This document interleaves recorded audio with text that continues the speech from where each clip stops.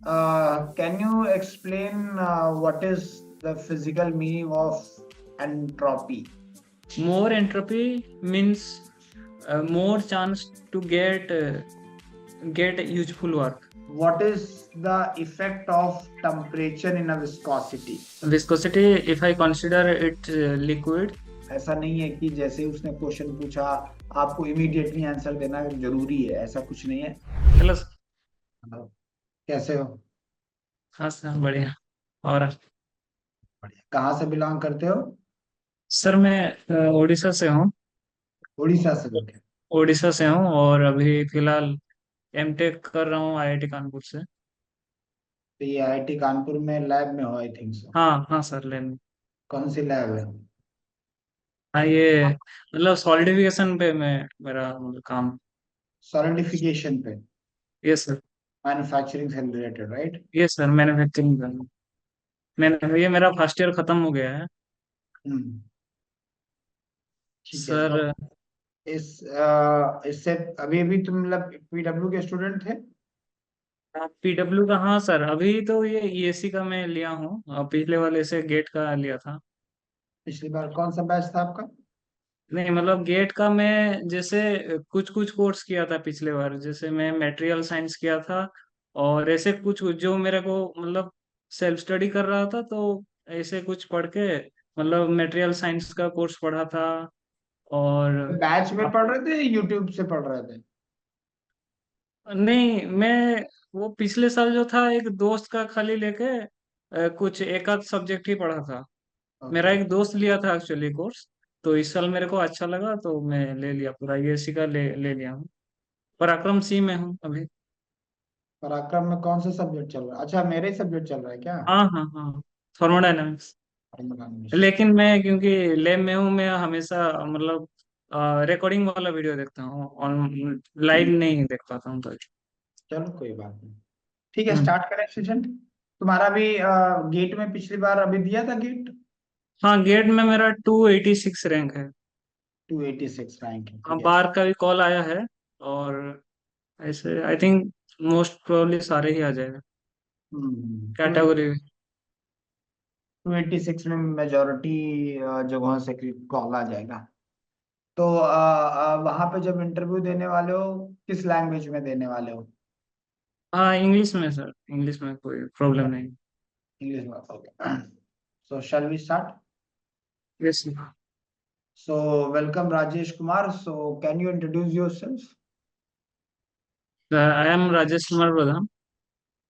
Sir, 1 minute 1 minute, I want हाँ to. Sir ये मतलब मॉक टाइप का पूरा जितना सब रहेगा ना? हाँ हाँ, पूरा मॉक पूरा। जैसा। पूरा मॉक जैसा आपको देना है एकदम। ये अज्यूम करना है कि तुम आप इंटरव्यू में ही बैठे हो। पूरा मॉक जैसा आप इंटरव्यू दीजिए। उसके बाद जो भी फीडबैक होगा हम आपको फीडबैक बताएंगे। ठीक है? Okay. Okay. Okay. So welcome mister Rajesh Kumar Pradhan, please introduce yourself.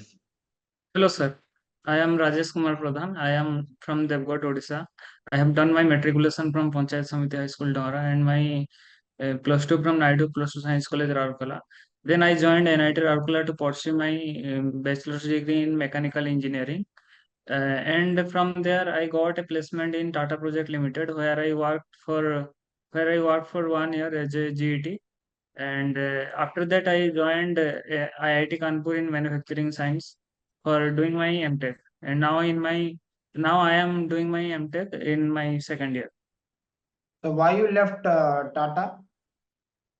Sir, like uh, this is always my plan to join a PSU, but due to I am from a humble background, I don't have any source, means anything to ask after my BTech for preparation. So I think at that time I thought to uh, do a job and gain some experience. Sorry, sir.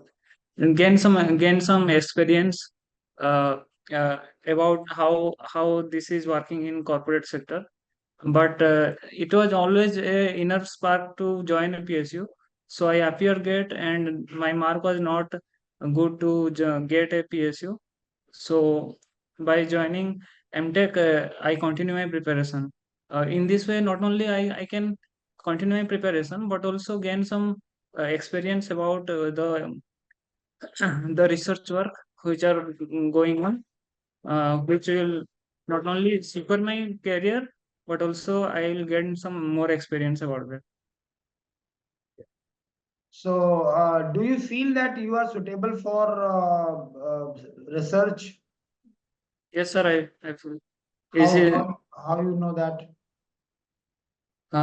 like I always aspire to go in this field, and the things of like in initially also I am quite interested in science. So that I have done a project in my BTech also, and now No, also I it's not about your want. Like I also want many things, right? But I'm asking you, are you suitable or not? How you get to know that you are suitable for a research purpose?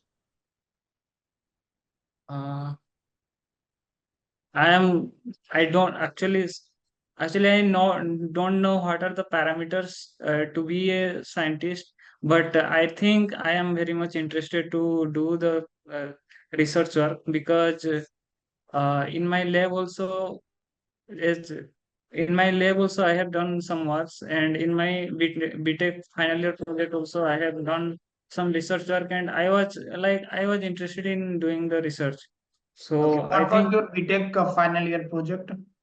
my BTech final year project was on adaptability and vibration observer, optimization of adaptability and vibration observer by Hmm. using some meta heuristic algorithms. Okay, okay. So have you written any code or something? Yeah, like I helped in writing a code on MATLAB. MATLAB. So you are comfortable with MATLAB. Yes, sir. Now also you are comfortable. Yes, sir. So currently, what is your project in MTech second year? Major Yes, sir. project The project was allotted to me is like single crystal. allotted to you, or you have chosen it? Like I have chosen it. So this is on single crystal turbine blade. Okay. Mhm. ठीक है. So, which subject do you like the most in mechanical engineering? In mechanical, I like sir material science and thermodynamics and strength of material and, and what? Design also. So, which portion of thermodynamics you like the most? Sir, it's such not very specific, but I like thermodynamics, the like basic law and fast law, uh, and some application parts also I like. ठीक है, okay. So, what is a physical meaning of an ideal gas? Ideal gas is like its its interaction with other molecules is very low, and its means its CP/Cv value are also not changing with temperature, and PV equal to nRT relation hold good for that ideal gas. No, no, I'm asking about the physical meaning of an ideal gas. And like its interaction with the other gas particles are less. Other gas particle or same gas particle? Means same gas, same same type of gas, like whichever in the periphery or like around this. Okay. So, in PV is equal to MRT, what is P basically? P is the pressure, Which pressure exerted, which pressure exerted, pressure exerted by the gas molecules. means it Huh? is a pressure that we are measuring, right? Yes, sir. So if we put the pressure that we are measuring in a PV is equal to MRT, will that equation will satisfy? Yes, sir. Because they those things are like microscopic scale. So I think These are the individual pressure exerted by the gas molecules. Let's say you have one container, right? Means like if I say the P, what we measure, if we add something to that, then only we can get the actual Why, one. why is something needed to add? Because like in actual case, there are some attraction by the other gas particle. So to accommodate that, if we consider an ideal gas, then we should add some value to that. Okay. So, what is the measurable, like, what do you think, measurable pressure is more compared to ideal pressure, or ideal pressure is more compared to measurable pressure? Sir, measurable pressure is less because of the molecular attraction, and ideal pressure will be more. Okay. Can you explain what is the physical meaning of entropy? Entropy, sir, I think if I say like more entropy means more chance to get useful work, and More it is entropy the means more entropy means more chance to get useful work. less work Okay. means the usefulness will decrease with entropy. That is one. Like This is the one characteristic, right? I'm yes, asking sir. you, what is the physical meaning of an ideal gas? Oh, sorry, what is the physical Entropy. meaning of It's entropy? the it's measure the randomness of a system, And what is this randomness? a randomness of molecules. What do you mean by randomness of a molecule? Means like if a system is has less entropy means more orderly arranged the molecules will be. And what is the physical meaning of enthalpy? Enthalpy is like you mathematically enthalpy is internal energy plus flow work. If I say the physical meaning, like if a body it's contains some internal energy, and when it's entered to any kind of flow system, then due to as it displays some volume, so that work is also associated with the energy of the system, energy of the body, what I can say. So enthalpy is this thing. Okay.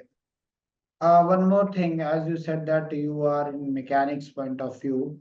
So, what what is the significance of viscosity in a fluid?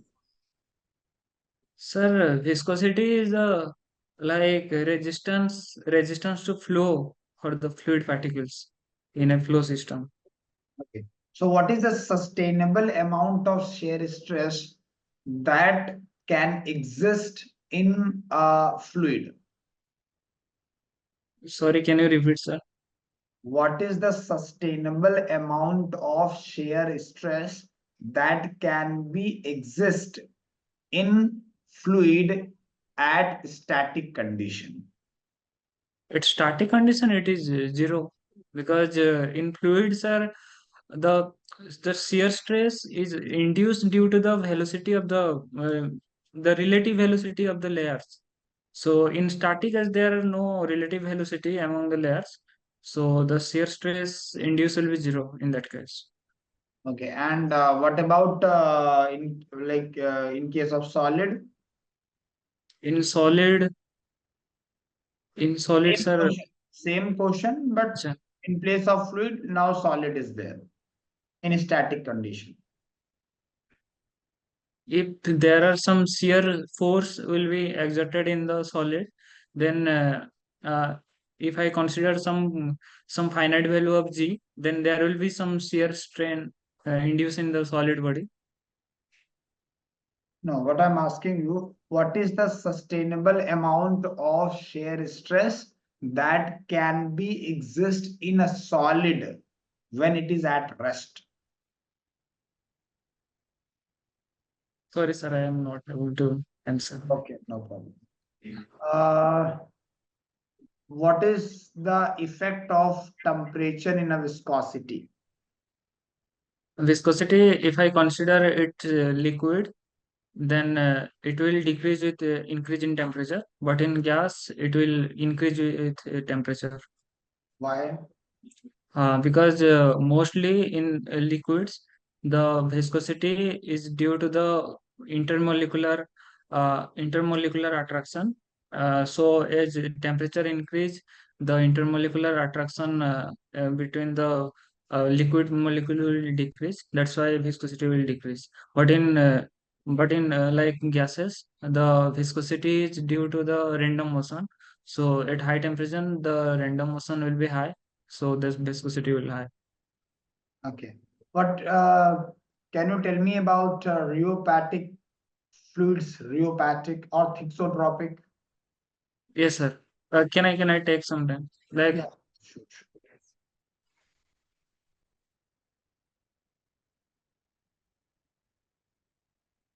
Explain thixotropic, okay? Only one you explain. huh.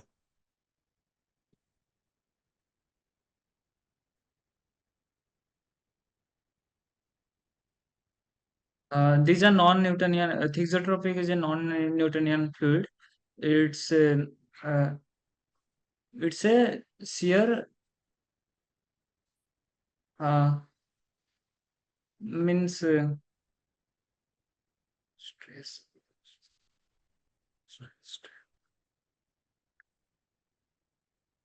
It will the stress will increase with rate of shear strain.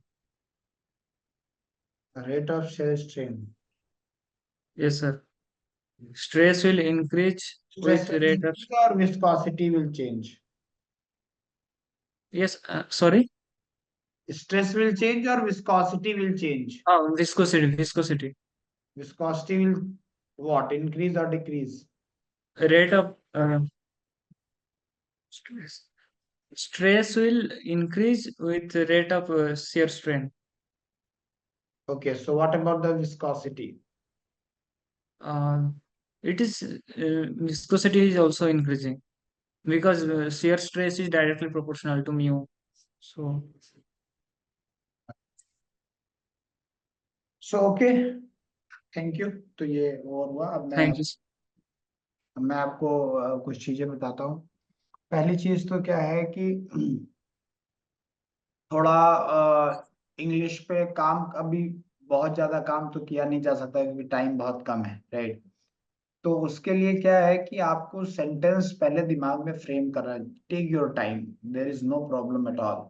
No need to give answer immediately. ऐसा नहीं है कि जैसे उसने question पूछा आपको immediately answer देना जरूरी है, ऐसा कुछ नहीं है। You take your time, think and frame a sentence, right? At least few major words आप फ्रेम कर लो। उसके बाद आप कॉन्फिडेंटली एक बार में बोल दो, ठीक है? और कोशिश करो कि चीजें एक्सप्लेन ना करनी पड़े। समझो मैं क्या बोल रहा हूँ, राइट?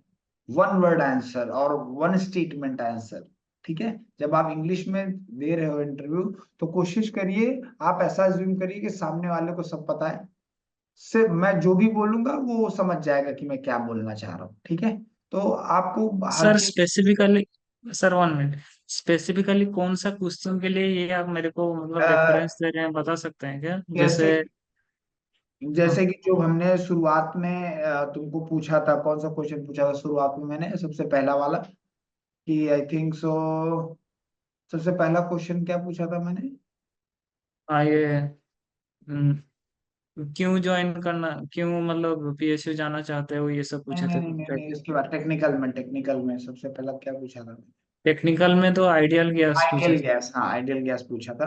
तो जब आइडियल गैस वाला पूछा था उसमें तो बहुत सारा एक्सप्लेन करने में लगे हुए थे, राइट? आपको राइट। सिंपल वर्ड में बोलना चाहिए था। आप पहले सोच लेते, सिंपल वर्ड में बोलते, sir P here P is measurable pressure या एब्सोल्यूट प्रेशर। जैसे मैंने बोला व्हाट इज P, तो आपको बोला अच्छा इट इज एब्सोल्यूट प्रेशर, खत्म बात, राइट। फिर आपको जब मैंने पूछा था कि हाँ ठीक है ये क्या मेजरेबल वगैरह, तो आपको बोलना चाहिए था कि sir whatever pressure we are measuring that is actually less than less than ideal pressure, so we have to add something एक लाइन में। तो क्या है, तुम थोड़ा ज्यादा बोल रहे थे उस समय, मतलब ऐसा मैं एग्जांपल दे रहा हूँ कि ऐसा कोशिश करो कि क्रिस्प आपको, रखा जाए। हाँ क्रिस्प रखा जाए, बहुत क्रिस्प रखा जाए, पहला पहला है। और तो क्रिस्प रखने में तुम्हारा क्या होगा, बात ये नहीं है, बात ये कि आपकी इंग्लिश सही जाएगी, जो आपकी हाँ लैंग्वेज का है ना वो लैंग्वेज अच्छी जाएगी, क्योंकि जब क्रिस्प रखोगे एक सेंटेंस बोलोगे तो गलतियां नहीं होंगी, जब आप उसे एलिब्रेट करने की कोशिश करोगे तो थोड़ी गलतियां होने के चांसेस ज्यादा होते हैं, दैट इज वन थिंग। और सोच के आंसर दो हमेशा, ठीक है। और कॉन्सेप्ट भी क्या करो कि अब मैं मानता हूं कि जैसे तुम अभी प्रोडक्शन के एरिया में काम कर रहे हो, तो शायद प्रोडक्शन में तुम्हारा एज काफी अच्छा होगा होपफुली, और मटेरियल साइंस में अच्छा होगा। लेकिन जैसे फ्लूइड मैकेनिक्स वैसे तुमने बोला भी नहीं था तो अच्छी बात है। तो फ्लूइड मैकेनिक्स जैसे थिक्सोट्रॉपिक और रियोपैटिक वाला कॉन्सेप्ट आपको भी रिकॉल नहीं हो रहा था, मुझे एकदम पता है, राइट। नहीं, मैं याद किया था वो कैसे ग्राफ होता है, तो ऐसे में मतलब हाँ अ, ट्राई कर रहे थे तुम, लेकिन क्या है कि जब देखो कि कोई आंसर गलत होने के चांस है तो सॉरी सर बोल सकते हो, कोई प्रॉब्लम नहीं है, ठीक है। और स्पेशली उस सब्जेक्ट में तो बिल्कुल ही बोल सकते हो जहां पर जो आपका एरिया ऑफ इंटरेस्ट नहीं है। जैसे मान लीजिए आपसे जब मैं पूछा तो आप बोल सकते थे कि sir fluid mechanics is not, I am not that much comfortable with fluid mechanics, या फिर fluid mechanics is not my area of interest, ऐसा बोल सकते थे। अच्छा एक चीज और भी है, ये आप बेसिक क्वेश्चन में नहीं बोल सकते। अब देखो थिक्सोट्रॉपिक रियोलॉजी का क्वेश्चन है तो वो एक डिफिकल्ट क्वेश्चन है, मतलब ठीक है, यहाँ पे आप बोल सकते हो। लेकिन जब मैंने पूछा था, जो पहला को तुमने सही आंसर दिया था, जब मैंने पहला आंसर दिया था कि what is a sustainable amount of shear stress that a water that a fluid can sustain, right, at a static condition, तो तुमने बोला कि जीरो होगा, टाउ का वैल्यू जीरो होना चाहिए। हाँ वो आपको आना चाहिए था, भले आपको आता भी था अच्छी बात है, बट उस क्वेश्चन में आप ऐसा नहीं बोल सकते हो कि sir fluid mechanics is not my area of interest. किसी क्वेश्चन में बोला गया कि व्हाट इज स्ट्रेस, तुमने पूछ लिया और तुम बोलो sir strength of material is not my area of interest, तो फिर मैकेनिकल इंजीनियरिंग काहे कर रहे हो भाई, है कि नहीं। हाँ तो बेसिक क्वेश्चन में आप नहीं बोल सकते, बट जब भी कोई डिफिकल्ट क्वेश्चन आए और खासकर उस पोर्शन से आए जो आपका एरिया ऑफ इंटरेस्ट नहीं है, तो आप क्लियरली बोल सकते हो कि sir it is not my area of interest, ठीक है। तो जैसे ये वाले क्वेश्चन में रियोपार्टी, एक्चुअली तुम कंफ्यूज हो, वो जो मैंने पूछा था तुमको थिक्सोट्रॉपिक, आप बताना चाह रहे थे स्यूडोप्लास्टिक, समझ रहे हो, हम्म, तुम एक्सप्लेन करने की कोशिश कर रहे थे, वो स्यूडोप्लास्टिक है। थिक्सोट्रॉपिक टाइम डिपेंडेंट होता है, याद याद आया, हाँ टाइम सर के साथ, टाइम के साथ थिकनेस बढ़ती है, राइट, टाइम के साथ थिकनेस डिक्रीज होती है, सर। मतलब विस्कोसिटी हाँ, डिक्रीज होती है। अच्छा हाँ। पेंट जैसे होता है, पेंट जो है वो एक कैसा है, वो एक थिक्सोट्रॉपिक फ्लूइड है। जैसे पेंट को आप ऐसे ले लो, पेन ऐसे लगाओ और उसको ऐसे ऐसे घुमाते रहो, सेम। हाँ, बाद में धीरे धीरे वो। तो बाद में क्या होगा, आपको कम फोर्स लगाना पड़ेगा क्योंकि हाँ विस्कोसिटी कम हो जाएगी, क्योंकि वो टाइम डिपेंडेंट है, ठीक है। तो वो मैंने पूछा था, लेकिन आप जो बताने की कोशिश कर रहे थे वो क्या बता रहे थे, स्यूडोप्लास्टिक बता रहे थे, ठीक है। तो ये हो गया, तो थोड़ा सा बेसिक्स रिवाइज कर लो, बाकी ओवरऑल तुम्हारा ठीक है, मतलब कुछ इतना बहुत मेजर सा प्रॉब्लम नहीं है, कोई बहुत मेजर प्रॉब्लम नहीं है, छोटी छोटी प्रॉब्लम्स हैं, वो आप अगर ओवरकम करते हो। पहले तो क्या है कि सिर्फ प्रोडक्शन को, प्रोडक्शन, अब आप ऑब्वियसली मुझे प्रोडक्शन नहीं आता तो इसलिए मैंने क्वेश्चन नहीं पूछा, अगर पैनल मेंबर में प्रोडक्शन का बंदा होता, मटेरियल साइंस का बच्चा होता तो पूछता। तो प्रोडक्शन मटेरियल साइंस है, लेकिन इसके अलावा आपको एटलीस्ट एक या दो सब्जेक्ट और रखने पड़ेंगे, आपने रखे भी है, थर्मोडायनेमिक्स आपने बोला, स्ट्रेंथ ऑफ मटेरियल बोला, तो आपको रखने पड़ेंगे, क्योंकि ऐसे चांसेस बन सकते हैं कि पैनल में शायद प्रोडक्शन मटेरियल साइंस का कोई बहुत स्ट्रांग बंदा ना ही, राइट। उस केस में क्या है कि फिर वो आपके लिए निगेटिव पॉइंट हो जाएगा। अगर है तो बहुत अच्छी बात है, तब तो फिर वो कोशिश करेगा कि उसी एरिया से पूछे। और एक चीज होती है, कि भले आप एरिया ऑफ इंटरेस्ट प्रोडक्शन आप बताएंगे, लेकिन वो कुछ क्वेश्चन दूसरे सब्जेक्टों से पूछेगा ही पूछेगा। तो आपने गेट में ठीक ठाक। चलिए स- हाँ सर, एक्चुअली प्रोडक्शन नहीं, वो प्रोडक्शन में भी जैसे मैं इधर प्रोडक्शन लिया हूँ, मेरा जो सब्जेक्ट सब है मोस्टली थर्मल रिलेटेड है, या फिर ऐसे जनरल, जैसे मेरा सीएफडी था, एफईएम था, ये सब सब्जेक्ट था। अच्छा, तो मेरा प्रोडक्शन एक्चुअली ये नहीं है, मैं ये मेरे साथ। अच्छा, तुमने मटेरियल साइंस प्रोडक्शन बोला, मुझे लगा प्रोडक्शन डिपार्टमेंट है, तो शायद आपका अच्छा होगा। ठीक है, जो भी सब्जेक्ट है, 2 से 3 सब्जेक्ट आप रख लो और बेसिक सब्जेक्ट रखो। जैसे अगर आप एफईएम रख रहे हो, राइट, तो नहीं नहीं नहीं नहीं नहीं सर, है उसमें ना, नहीं। एफईएम रख रहे हो, सीएफडी रख रहे हो, तो 90% चांसेस है कि सामने वाले को भी नहीं आता होगा। राइट, 90% क्या चांस है कि अगर आप सीएफडी रखोगे तो सामने वाले को भी नहीं आएगा। क्योंकि ये एग्जाम जो है, जिस एग्जाम के बेसिस पे आप जा रहे हो, वो एमटेक तो है नहीं, वो तो बीटेक है। और एफईएम और सीएफडी जो ढंग से पढ़ाया जाता है, भले इलेक्टिव सब्जेक्ट बीटेक में भी होता है कुछ कुछ यूनिवर्सिटीज में, लेकिन ढंग से जो लोग पढ़ते हैं वो एमटेक में ही पढ़ते हैं, बीटेक में कोई नहीं, एमटेक, हाँ। है ना। बीटेक में कोई नहीं पढ़ता, और ये एग्जाम बीटेक का, और बीटेक के सिलेबस में भी नहीं है। मतलब गेट या जो भी एग्जाम आप इंटरव्यू देने जा रहे हो, उसके सिलेबस में भी नहीं है, तो ऑब्वियस सी बात है, इन कंसीडर नहीं करेगा। तो आप बेसिक सब्जेक्ट ले। थर्मल वैसे आपका ठीक ठाक स्ट्रांग लगा मुझे। थर्मल में थोड़ा वर्कआउट कर लोगे तो आपका थर्मल ठीक है। सर मैं पूछना चाहता हूँ कि ऐसे जैसे आप मेरे को पूछे थर्मल में क्या अच्छा है, मेरे को ऐसे इन जनरल पूरा थर्मल ही ठीक ठाक ही लगता है, तो क्या क्या बता सकते हो तो बोल सकते हो, इसमें जो। अब तुम बोल सकते हो कि बेसिक थर्मोडायनेमिक्स बोल दो, या फिर बोल दो कि, जैसे मैंने इसलिए स्पेसिफिकली बोला था, ये बार कई बार वो लोग बोलते हैं। अब थर्मल एक बहुत बड़ा पोर्शन है, ठीक हाँ है।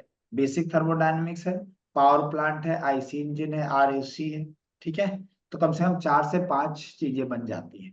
अब ऐसा पॉसिबल है कि आप किसी पोर्शन में कंफर्टेबल ना हो, जैसे आपने अगर सिर्फ गेट का प्रिपरेशन किया हुआ है, ठीक है, तो आपके लिए आईसी इंजन वर्ड बोलना गलत हो जाएगा। समझ में आ रहा है कि नहीं समझ आ रहा मैं क्या बोल रहा हूँ? क्योंकि अब आपने आपने अगर गेट का प्रिपरेशन किया हुआ है, तो उसमें सिर्फ साइकिल साइकिल पढ़ी है और हाँ। थोड़ा बहुत बेसिक पढ़ा है ना। लेकिन बाकी इन डेप्थ, जैसे कार्बोरेशन क्या होता है, फ्यूल इंजेक्शन क्या होता है, राइट, और जो बाकी चीजें हैं, वो सारी चीजें आपने उतने डिटेल में पढ़ी नहीं, कंबशन, वो सारी चीजें हम्म। हो सकता है ना पढ़ी हो। तो इसलिए आप बेसिक थर्मोडायनेमिक्स बोल दो। अप्लाइड थर्मोडायनेमिक्स बोल सकते हो। अप्लाइड थर्मोडायनेमिक्स का मतलब आईसी इंजन नहीं, अप्लाइड थर्मोडायनेमिक्स का मतलब होता है जो बेसिक थर्मोडायनेमिक्स की चीजें हैं, वो हम जो साइकिल में यूज कर रहे हैं, जो जहां जहां यूज कर रहे हैं, वो अप्लाइड थर्मोडायनेमिक्स के पार्ट में आ जाता। तो ऐसा बोल सकते हो कि बेसिक थर्मोडायनेमिक्स या अप्लाइड थर्मोडायनेमिक्स ये है, इनमें मैं कंफर्टेबल हूँ। जब अगर मान लो उसके बावजूद वो अगर इन डेप्थ पूछने लगता है, आरएसी का कुछ डेटा बे थ्योरेटिकल पूछने लगता है, या फिर आईसी इंजन का कुछ वैसा पूछने लगता है, तो आप बोल सकते हो कि सर मैंने अभी गेट के लिए प्रिपेयर किया था फ्रॉम लास्ट 1 ईयर, सो मैंने मोस्टली उसी पोर्शन को स्ट्रांग बनाया है जो गेट के सिलेबस में था, जो तो उसमें कोई बुराई नहीं है, कोई प्रॉब्लम वाली बात, ठीक है। तो ये हम्म। है। बाकी आपने एक जगह टाइम मांगा, वो बहुत अच्छा काम किया, राइट। आप टाइम मांगिए, राइट। और एक चीज और, जब आपको आंसर क्लियर ना हो, जब आपको हाँ। डाउट हो कि मैं सही बोल रहा यहाँ हूँ, पे तो मतलब ऑनलाइन मतलब है तो उतना नहीं, तो मैं कॉपी पेन से भी वो कर हाँ हाँ, मैं मानता नहीं नहीं सकता, तो याद आ जाता मतलब। कॉपी में अगर मैं बनाता उसको, मैं ऐसे कॉपी में बना के याद रखा हूँ ना, इसलिए नहीं नहीं नहीं, वो वो मैं short formula do not play tennis before rugby ऐसे करके याद बिल्कुल रखा हूँ। बिल्कुल बिल्कुल नहीं, मैं क्या बोलने वाला हूँ, मैं क्या बोलना चाह रहा हूँ, ध्यान समझिए। मैं ये बोलना चाह रहा हूँ कि अगर मान लीजिए आप किसी भी क्वेश्चन का जवाब दे रहे हैं, बट आपके मन में शंका है कि हाँ। मेरा जवाब सही है या गलत है, तो आप परमिशन ले लो। क्या परमिशन लोगे? Sir, I am not very much sure, but can I guess the answer? समझ आया? समझ आया? तो वो क्या बोलेगा, आया या टेल मी। अब क्या होगा, अब अगर आपका आंसर गलत भी हुआ, तो पॉजिटिव तो मार्क्स नहीं मिलेंगे, पर निगेटिव भी नहीं मिलेंगे, because you are not sure. आपने बोला कि भाई गेस कर लो, तो हमने कर लिया। समझ में आया ये बात? तो ये एक स्टेटमेंट आप याद रखो, 2-3 स्टेटमेंट मैंने आपको दिए हैं, मतलब वो स्टेटमेंट आप लिख लो। ठीक है, जैसे कि एक स्टेटमेंट ये दिया है कि sir I am not much like I am not able to recall the complete concept, but can I guess the concept, like can I guess the answer, पूछ लो। तो अगर गलत भी होता है तो ओके। कोई दिक्कत नहीं। दूसरा कि अगर कोई डिफिकल्ट क्वेश्चन आता है किसी टॉपिक से तो बोल दो sir it is not my area of interest, तो वो बोलेगा क्या है एरिया ऑफ इंटरेस्ट, तो फिर वो वहां से पूछेगा। और सर ये तो मतलब इसरो के लिए था, जैसे मेरा बार का भी इंटरव्यू है 31 को, बार तो तो उसके पूरा लिए। पूरा टेक्निकल है, 3 सब्जेक्ट हाँ, बढ़िया तैयार करो और जाओ, बस वही 3 पूछे जाएंगे। 5 आई थिंक, मेरा जो दोस्त लोग पिछले बार गए थे वो बोल रहे थे 5 सब्जेक्ट पूछते हैं, 5 सब्जेक्ट तो बोलते मैं। हैं वो लोग। हाँ, 5 सब्जेक्ट लिखने को बोलते हैं, पर मेजोरिटी अब वो पता नहीं किस पैनल में फंसा होगा, बट मेजोरिटी पैनल्स जो है, जो बच्चों के रिव्यू आते हैं, वो शुरुआत के जो 3 सब्जेक्ट लिखते हो वो ही उन्हीं से ही पूछता है। और एक चीज और करना कि बेसिक सब्जेक्ट चूज करना। और क्योंकि कई बार क्या होता है, क्यों 5 सब्जेक्ट में नीचे चले जाते हैं, अगर आपके शुरुआत के 3 सब्जेक्ट बढ़िया हुए तो वो उन्हीं से पूछेंगे। अब शुरुआत में आपने लिख रखा है पावर प्लांट, राइट, या फिर कुछ ऐसा सब्जेक्ट जैसे फ्लूइड मशीनरी, अब फ्लूइड मैकेनिक्स भी बोल दिया, फ्लूइड मशीनरी भी बोल दिया, तो वो तो एक ही सब्जेक्ट है ना भाई। समझ, तुमने 5 बनाने के लिए बना दिए 5, है ना, समझ में आ रहा है। तो ये इसलिए मैं बोल रहा हूँ कि कई बार ऐसा होता है, अगर आपके शुरुआत के जो सब्जेक्ट हैं बेसिक है, जैसे आपने thermodynamics, fluid mechanics, strength of material, engineering mechanics, है ना, प्रोडक्शन, मैन्युफैक्चरिंग, इन सब सब्जेक्टों में से कोई ले रहे हो तो वो ऊपर से ही ऊपर 3 में ही निपटा देगा ज्यादातर चांसेस है। ठीक है, तो और जो सब्जेक्ट वहां जब वो पूछ रहा है, जब वो पूछता है आपसे इंटरव्यू में कि भाई आपके फेवरेट एरिया क्या है, तो sequence is very very matter, बहुत ज्यादा मैटर करता है सीक्वेंस। ठीक है, सीक्वेंस बहुत ज्यादा मैटर करता है। और क्या बोलते हैं कि मतलब जो सब्जेक्ट में मोस्ट कंफर्टेबल हो वही पहले बोलना है। ठीक है, और एक चीज, किसी क्वेश्चन में अगर आपको लगता है कि आपको एक्सप्लेन करना पड़ेगा, ऐसा क्वेश्चन कभी कभी आता है कि आपको एक्सप्लेन करना पड़ेगा, कॉपी पेन यूज करना पड़ेगा फिजिकली, राइट, चीजें हैं, तो अभी देखो इंडिया में ऑफिशियल लैंग्वेज 2 हैं, राइट। अगर आपको पैनल देख के लगता है कि मोस्ट ऑफ द लोग, कभी कभी देख के उनके हाव भाव से पता चल जाता है कि हाँ, वो हिंदी आती होगी, तो जब आपने आधे आधा इंटरव्यू इंग्लिश में दे रखा है, मतलब you are comfortable with English, right, little bit, right, लेकिन जब एक्सप्लेन करने की बारी आई तो एक बार आप परमिशन ले सकते हो अगर जरूरत पड़े तो, राइट। गलत बोलने से अच्छा है कि आप परमिशन ले लो कि sir can I explain this in Hindi sir if you don't mind. ठीक है, वो बोलेगा हाँ हाँ ठीक है, अगर उसको आती होगी तो बोल देगा ओके, आप हिंदी में बताओ, अदरवाइज मना कर देगा तो ठीक है, इंग्लिश में भी जैसे टूटी फूटी जैसे भी होगी वो अपना कर लेंगे, क्या दिक्कत है। ठीक है, तो क्या ऐसा समझना है कि आपको ये शो करना है कि मैं बहुत आज्ञाकारी टाइप का आदमी हूँ, राइट, हर चीज में परमिशन लेना, सिस्टम को फॉलो करने वाला आदमी हूँ। नॉलेज का टेस्ट नहीं है इंटरव्यू, सिर्फ नॉलेज का टेस्ट नहीं है, नॉलेज तो वो ऑलरेडी एग्जाम में चेक किया है ना। तो ये आपको बहुत शौक, क्योंकि कंपनी ऑर्गेनाइजेशन एक बहुत हायरकी में चलती है। आप नीचे स्टेज पे बैठे हो, ऊपर वाले आपको लगता है ऊपर वाला शायद उतना अच्छा नहीं है या फिर मैं ज्यादा टैलेंटेड हूँ, अगर ये फितरत आपके दिमाग में है, you are not fit for organization. ठीक है, ठीक, चलो ठीक है, आप देखें। एक मिनट। तो ये मेरी तरफ से कुछ पॉइंट्स थे, इनको कंसीडर करो। बाकी तुम तो अपने पराक्रम बैच के ही बच्चे हो, तो तुम हाँ, ये। टेलीग्राम वगैरह जानते ही होगे, कभी भी कुछ हम्म। भी लगे तो आप हमसे डायरेक्टली बोल दो। ठीक है, ठीक है सर। ठीक है, अच्छा ओके, लगा बात थैंक करके, अच्छा लगा। ओके, थैंक यू सर, आपका टाइम देने के लिए।